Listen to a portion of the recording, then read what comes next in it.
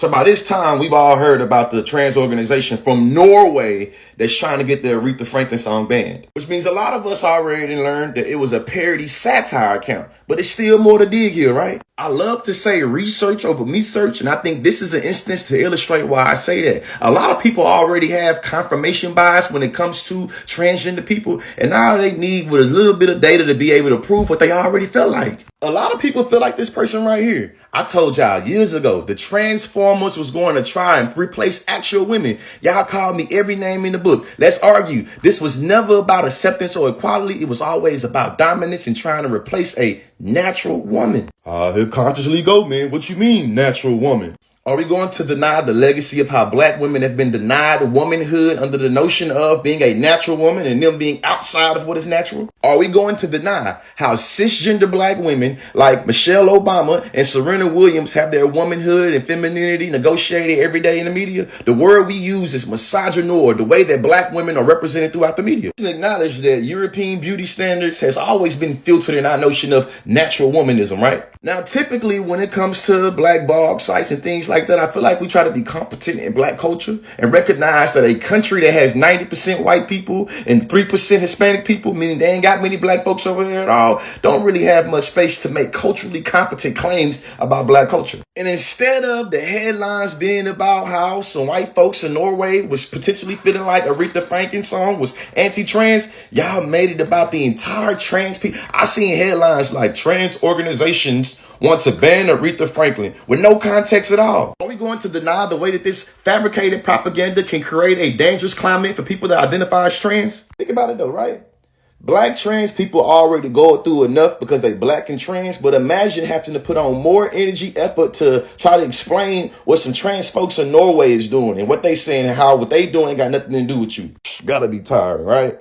And the thing that's annoying is, we know when white people try to make the entire black community responsible for what a few people did that was foolish or said that was foolish, we know they trying to purposely delegitimize us collectively. Likewise, I'm arguing. When we're able to identify that it was a few transgender activists that allegedly made a claim in Norway and we made it about the entire trans community, we then tried to make a few foolish claims and acts by people in the community, make the collective be responsible for that. That's how power and dominance works when it comes to create a narrative, you feel me? All I need is a little bit of perspective a day to be able to double down on my confirmation bias, and I'm going to say, I told y'all so. These folks is trying to deny womanhood to actual women so they can be women. Come on now. Point of this video. When white trans people make claims about transness, you don't have to project that onto black trans people because I promise you, I talk to them all the time. They live different lives.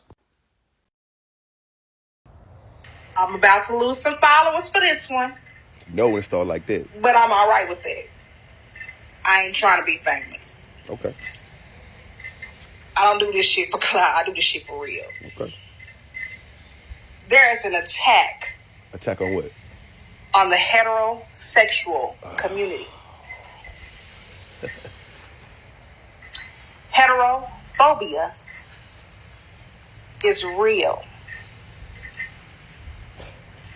I'm going to say that again. Listen up. Heterophobia is real. And there is an attack on the Number one, I hope to turn this into a teachable moment. I hope it doesn't come off as being rude or being condescending or nothing at all, which brings me to number two. You feel me? If the world is structured by systems, institutions, laws, policies, education, and entertainment that's mostly structured by straight people, what does it mean to say the straight community? Because we can recognize that brings me to number three. The reason why the LGBTQ community labels themselves as such is because they recognize the world is structured in a way that causes them to be seen as deviant or makes it where they're seen as being the alternative, which leads me to number three, the definition of heteronormativity. It literally denotes or relates to a worldview that promotes heterosexuality as the normal, as the preferred sexual orientation, which leads me to number four. Ain't no way in hell we can have heterophobia in a heteronormative world because the world promotes heterosexuality as the norm. You feel me?